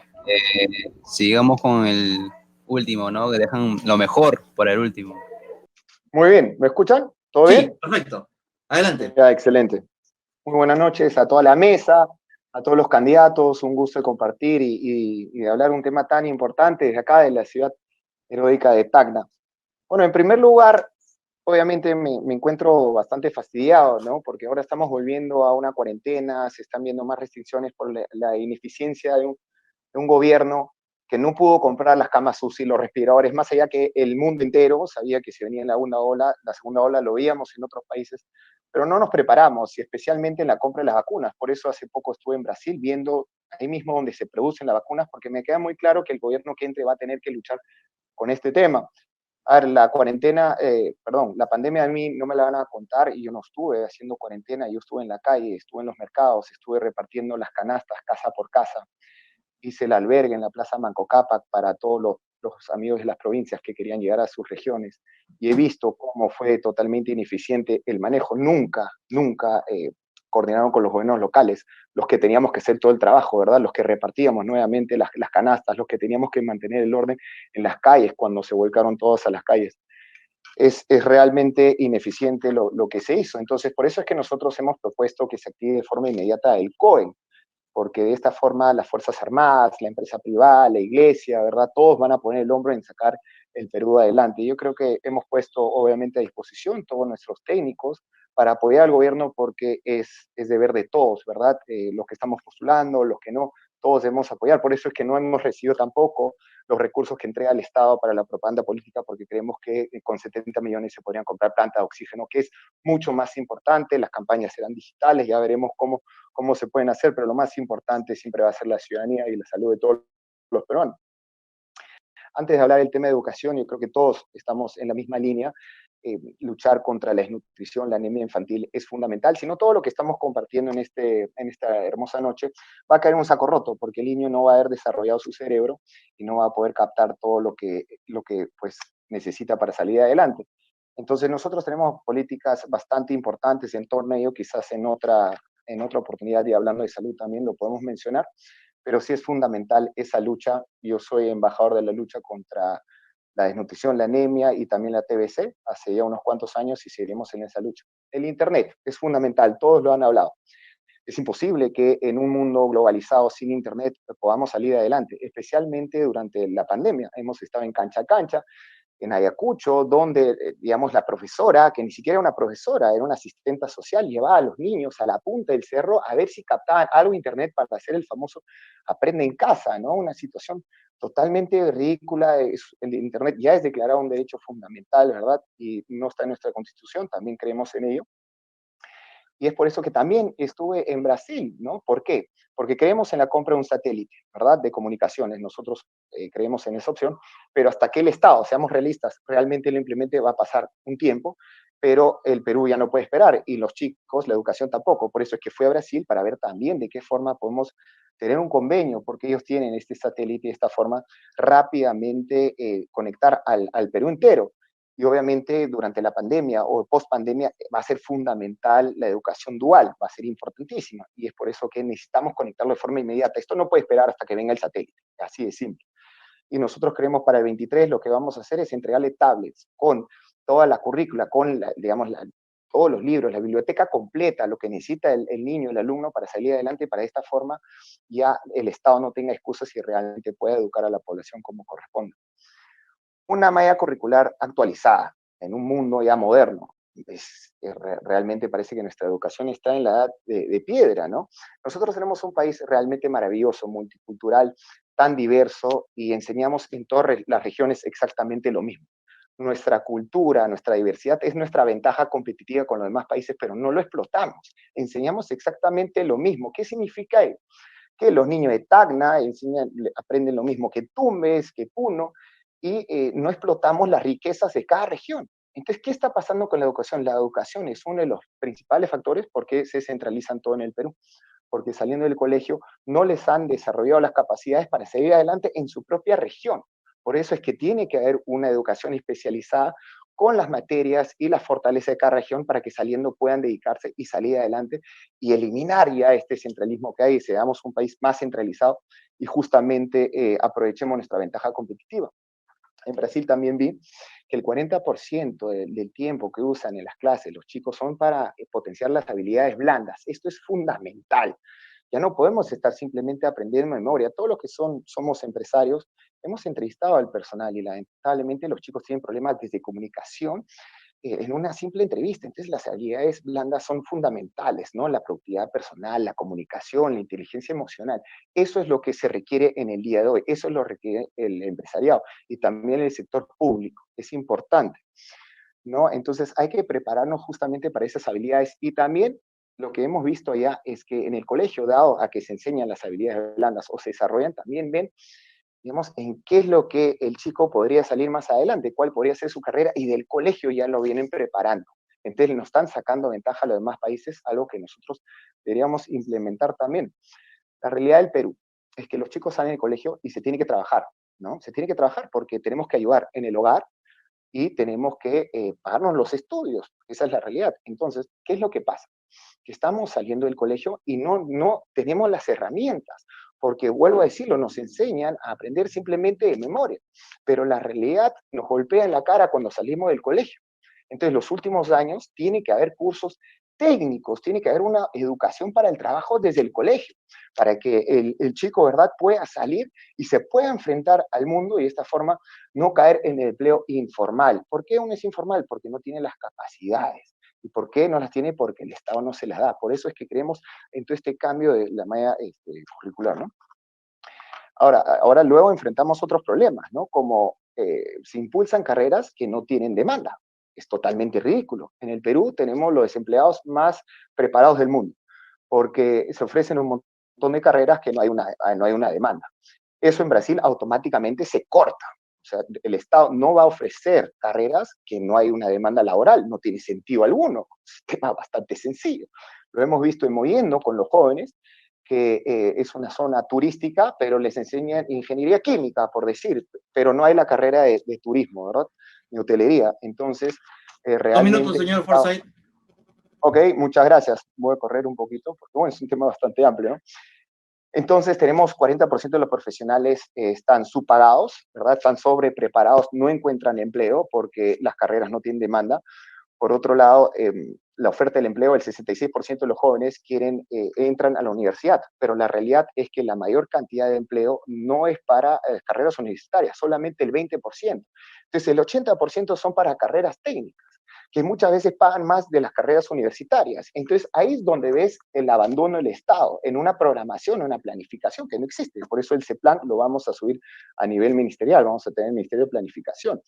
Pero lo que nosotros también creemos es en el Ministerio de Educación y formación profesional para el trabajo. ¿Por qué? Porque el Ministerio del Trabajo no conversa con el Ministerio de Educación.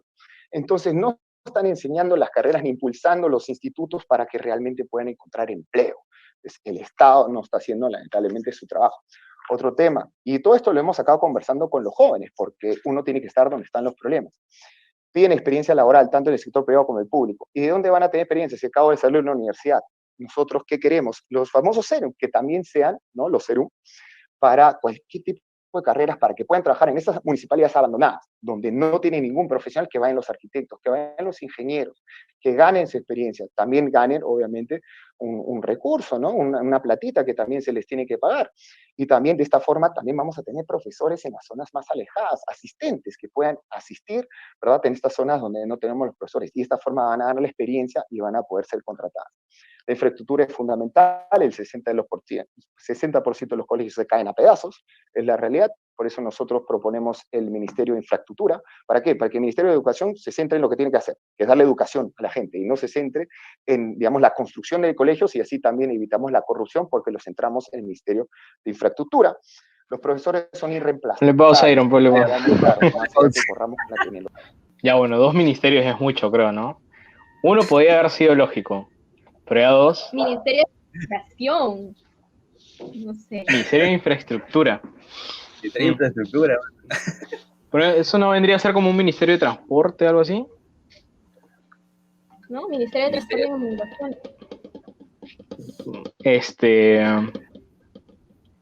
Muchas contradicciones con Forsyth, muchas. Empezando con el desempleo y luego diciendo que había mucho empleo.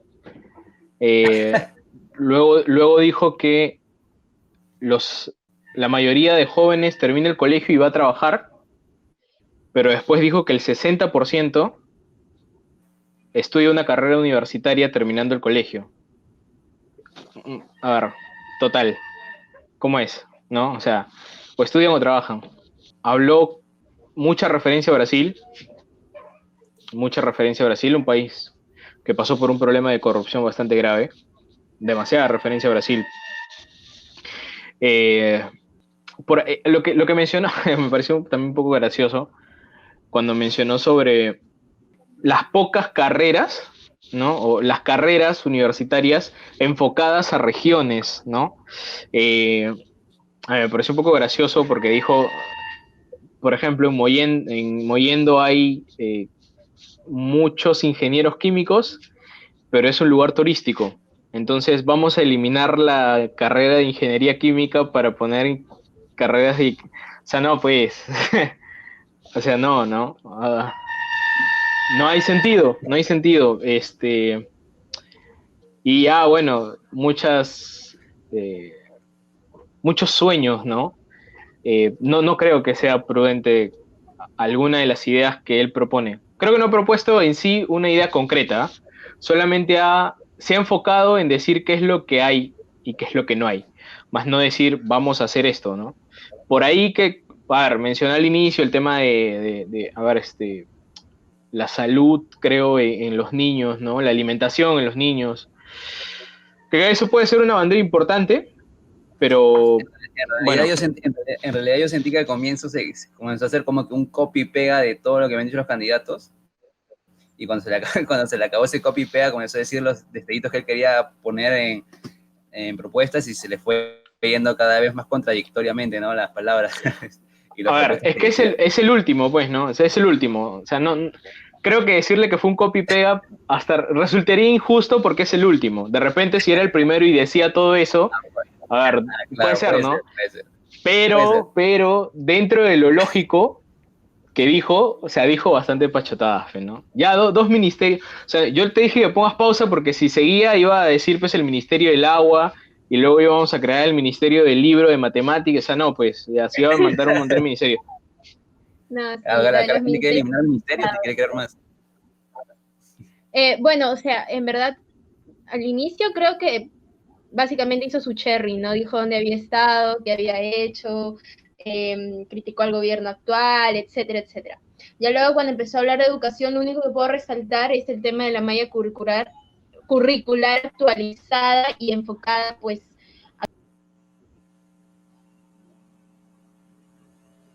Fue Rosa. No, pero sí, también se le fue el internet, Rosa. Pero también quería resaltar eso, ¿no? Bueno, no resaltarlo, pero bueno, sí es algo que se debe hacer, es la malla curricular, ¿no? Tal vez actualizarla, porque hay muchas mallas curriculares que pues siguen tal cual estaban hace 5 años, 4 años, no se actualizan, se mejoran. No, Rosa, sigue lo que estás diciendo, por favor. Ay, lo siento, se me fue, no sé por qué se cerró. Bueno, ya, eso, ¿no? Que sí, me parece una propuesta interesante el tema de poder, no sé si cambiar toda la malla de acuerdo a cada región, pero tal vez sí enfocar algunos cursos en un tema regional. Eso sí, pues podría ser, sería dable. Y luego dijo, ¿qué más dijo? Ya, la lucha contra la desnutrición, la anemia, todo eso. Eso es lo único que me parece que ha dicho más o menos dentro de lo posible. De ahí el tema de que se le iba a dar a los estudiantes una biblioteca completa. No sé qué quiso decir con eso, si se les va a dar una biblioteca completa o qué, o va a las bibliotecas de los colegios lo va a mejorar, no sé, pero él dijo así exactamente, vamos a darle sus tablets y su biblioteca completa. Luego, el tema de que en los colegios haya educación para el trabajo. Ya hay en los colegios educación para el trabajo, en los colegios públicos hay un curso que se llama Educación para el Trabajo, creo, yo estudié en un colegio público y sí tengo entendido que continúa. Hay colegios técnicos productivos donde se les enseña a los estudiantes carreras técnicas, además de los cursos normales. Entonces, no decir que va a crear este modelo, porque existe, no debes cuestionarlo, mejorarlo, enfocarse más en ello. Me parece ahí que es un poco de investigación. El tema también es que tú no puedes controlar qué carrera estudia cada persona, ¿no? O sea, que yo quiero estudiar ingeniería civil, pero como estoy en un área de el turismo, yo tengo que estudiar turismo. No, pues no es un tema de vocación también, sino ¿qué haríamos? Impulsaríamos profesionales de educación. No me parece algo que se pueda llevar a cabo en realidad. Bien, sí se puede dar más énfasis a las carreras que tengan un poquito de más, sí, pues más rubro laboral y todo eso, pero pues habría que manejar con cuidado. Y luego, pues ya lo demás de los ministerios y todo eso que ha dicho ya me parece súper loco de alguien que, no sé, no está preparado, ¿no? Dice cosas nada más por populismo. Y eso, básicamente. Bueno, pues él ya fue el último candidato, ¿verdad? Sí, él ya fue el último candidato. Bueno, así están las cosas. Obviamente las encuestas reflejan lo que la televisión te presenta un poco, ¿ah? Más allá de creerlo o no, las encuestas yo creo que están reflejando lo que la televisión refleja también, ¿no? Lo que la televisión muestra, perdón. Claro, porque, a ver, ¿a quiénes le están dando un poco más de protagonismo y pantalla? ¿A qué candidatos? ¿Cuáles son los candidatos que salen más los domingos? ¿Cuáles son los candidatos que aparecen en más noticieros? ¿Quiénes son los que son entrevistados a cada rato en RPP, ¿no? Entonces, a ver, me parece que va un poco por ahí la cosa. Habría que esperar. Creo que estos debates que se están haciendo de manera individual son positivos. Sería prudente que más gente pueda verlos para que pueda sacar conclusiones y pueda definir su voto. Igual hay que esperar a los debates que va a organizar el Jurado Nacional de Elecciones, ¿no? Y ver qué es lo que va a pasar ahí, ¿no? De qué manera se defienden y qué temas les van a dar a cada uno. Ya estamos viendo que en educación hay algunos que pueden patinar. Bueno, esperemos que... Sí, varios. Esperemos que, bueno, se sigan haciendo debates y que se sigan hablando de... Claro, antes de acabar el video, me gustaría que cada uno dé su top 3 del debate, del tercero, segundo y primero, quiénes fueron tal vez los ganadores del debate. ¿Quién quiere comenzar? Primero con el tercero, luego el segundo y luego al final el primero. O si solo tienen dos o solo tienen uno, normal. No sé si decir que son mi top 3, o sea, no te podría decir como que uno está primero y el otro está después, no, sino que los que me parece que han dado cosas más coherentes, más concretas, que se puede decir que están un poco empapados del tema y que no han dicho tantas pachotadas como otros candidatos. Podría decir que pues, sería Marco Arana uno y el otro sería Rafael López Aliaga, que creo que me parece que dijeron pues las cosas como que más interesantes que se podría rescatar de uno o de otro. Y luego, me parece que, no sé, me parece que Verónica Mendoza pues estaba enterada del tema, pero me preocupa un poco que sus ideas son muy radicales. O sea, sí, si bien tenía que decir, tenía propuestas un poquito concretas a comparación de los otros, me parece que era muy radical, entonces no sabría si ponerla dentro de mi top. Entonces, eso es más o menos lo que puedo compartir. No sé, Luis, qué opinión tiene, o tú. Ok, a ver, mientras que Luis piensa, yo voy a decir... Dilo. Ya, a ver, no, dale. Ya, yo sí más o menos tengo mi top 3 de este debate que ha habido, ¿no? Yo en tercer lugar sí pongo a Verónica Mendoza, pues porque aunque sé que han sido radicales sus propuestas, pero dentro del tema creo que sabía conocer el tema, ha dicho propuestas coherentes de acuerdo a su radicalismo, pero lo ha dicho coherentemente. Luego en segundo pues lo pongo a Marco Arana, también ha dicho propuestas coherentes y algunas buenas. Y pues en primer lugar lo pongo así a López Aliaga, tocó puntos muy buenos que me gustaron. Y bueno, ese es mi top 3, ¿no? Aliaga primero, Marco Arana segundo y Mendoza tercero. Ay, perdón, me equivoqué. Yo dije Hernando de Soto, era Rafael López Aliaga también. Marco Arana y Rafael López Aliaga, Hernando de Soto no.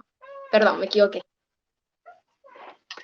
Ya, yo voy a colocar en el tercer lugar a Verónica Mendoza, empatado con Sillones. En segundo lugar lo voy a poner a Arana y en el primer lugar creo que es obvio a Forsyth. No, mentira, a López Aliaga. Casi me la creo. Creo que ha habido una, ¿no? Hemos hecho match. Sí, hemos hecho conexión. Sí, es unánime, ¿no? Sí, bueno, Peperos Peperas, esto ha sido el segundo debate, ¿no? Presidencial sobre educación. Bueno, comenten, suscríbanse, denle like y díganos a qué cosa más quieren que reaccionemos. Eso ha sido todo por hoy, así que nos vemos. Chau. Adiós. Chao.